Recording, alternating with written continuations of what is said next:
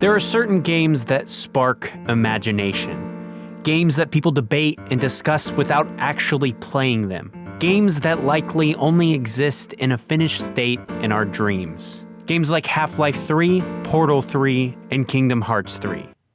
Wait, when the hell did that happen?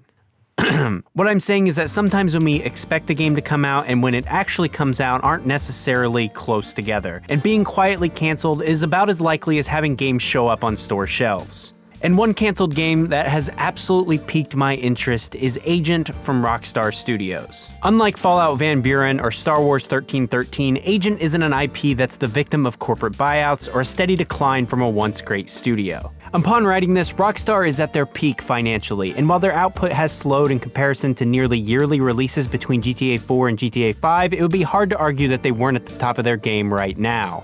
But with a higher fidelity for games comes less, output. And I mean, if every year we have something that's the scale of, say, Assassin's Creed, we might get a little bored of the beauty of historic civilizations. But that doesn't mean I don't long for the days of waiting for whatever Rockstar game that's gonna come out that year. So instead of being a normal patient person, I'm gonna anxiously examine every scrap of news, production material, and like any good secret agent, leaks, about Rockstar's newest, hottest, and completely not canceled title, Agent, to tell you when it's coming out, why it's taking so long, and what it even is.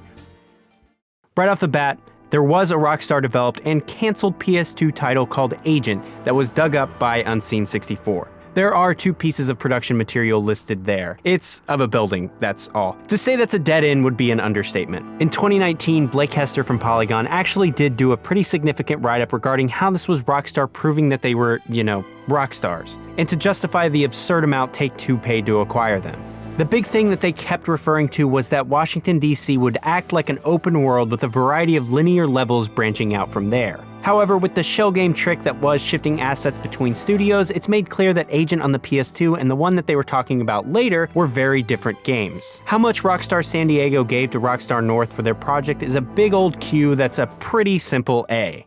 In June 2009, during their conference at E3, Sony officially announced Agent, 2 years after revealing that Rockstar would be working on an exclusive PS3 title, which is kind of a big deal. While Rockstar games are very successful on PlayStation console, they also just seem successful in general, While it was put on the console a year later, the double-pack ports of Grand Theft Auto 3 and Vice City on the original Xbox did very well at the time. Also, it's of note that this was the same year and conference that The Last Guardian was announced as well, which also hasn't come out. Wait, are you serious? When? 2016?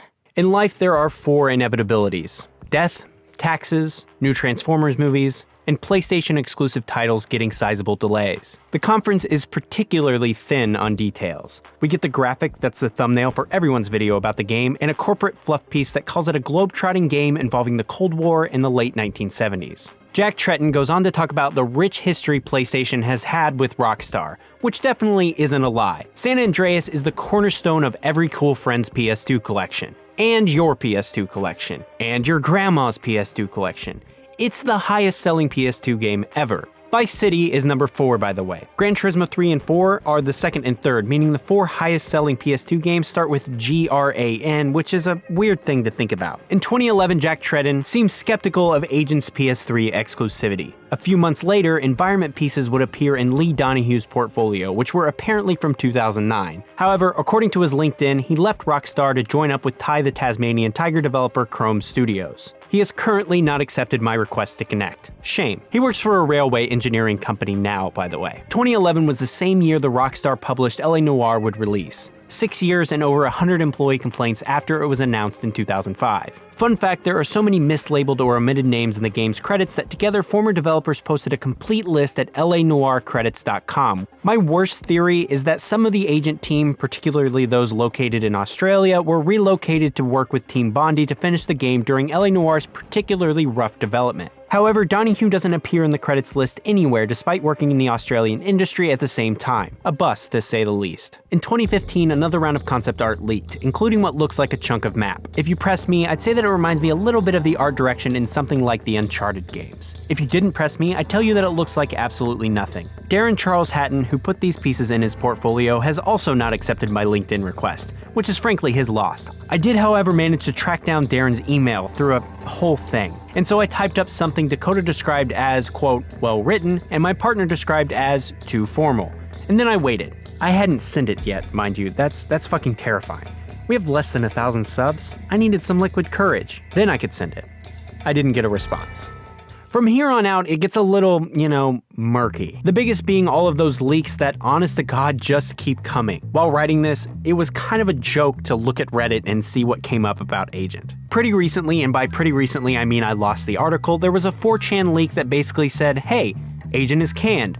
All of the assets are being used in Vice, with all caps, a game that takes place in the 80s and involves the drug trade in a fictional Miami. What this has to do with espionage in the 70s has me a little confused, but I am getting a bit of a License to Kill vibe from it, as it's technically a Bond film, but it has more in common with 1980s crime films that were inspired by Scarface. Are we allowed to reference Dalton Bond this often? Probably not, but we're gonna keep doing it. Also, I haven't vetted this leak by any means, and it's really not anything in the realm of substantiated, so take it as a grain of salt. This leak did happen around the same time as it was revealed that Rockstar's Agent trademark had been abandoned, something that's probably a bad sign if you're hotly anticipating a game of the same name. It's a hollow end to a game that has pervasively twisted its way into the corners of my brain while I try to sleep, as I imagine the possibilities. I know, an anticlimactic end. So what was Agent? If we're taking a grain of salt as a grain of something large, I get the vibe that it's not something we expected.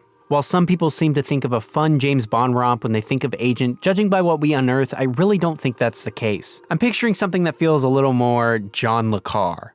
Something that's less about the gadgets and glamour and more about shadow governments and political intrigue. This falls in line with the PS2 game having an open world Washington DC to the various mentions of it being a period piece first and foremost. Especially if we're judging based on what Rockstar was doing at the time. Bully aside, games like Red Dead Redemption, LA Noire, and GTA 4 weren't these boisterous, wacky comedies. They were serious journeys into different eras of America. And as Rockstar became more serious storytellers, things like a balls-out zany spy story doesn't seem to fit in with what they were doing. Especially if we're looking at leaked games like Vice, which I don't think ever existed, and GTA 6, which was said to involve the South American drug trade in the 1970s. And while I don't know if the game will be actually called Agent, or if it'll be called Vice or GTA 6, I can guarantee that whatever Rockstar's next game is, it takes place in that time period. Or it doesn't, and I look like an absolute idiot. I don't know. Honestly, that's exactly what I would want from Rockstar of this era. They've become so high profile now that something this risky really can't be done, but having one of my favorite developers tackle a favorite genre and potentially start a new franchise is absolutely a dream come true. I kind of miss the old Rockstar, when they weren't necessarily the center of attention every time they did anything. But I don't want to end on a bad note, so here's this little thing that's been unearthed recently where it's this red, white, and blue logo for Rockstar and a whole bunch of numbers and looks really like 1960s and 70s Americana, data and espionage and stuff. I may be looking into this way too much, but you never know.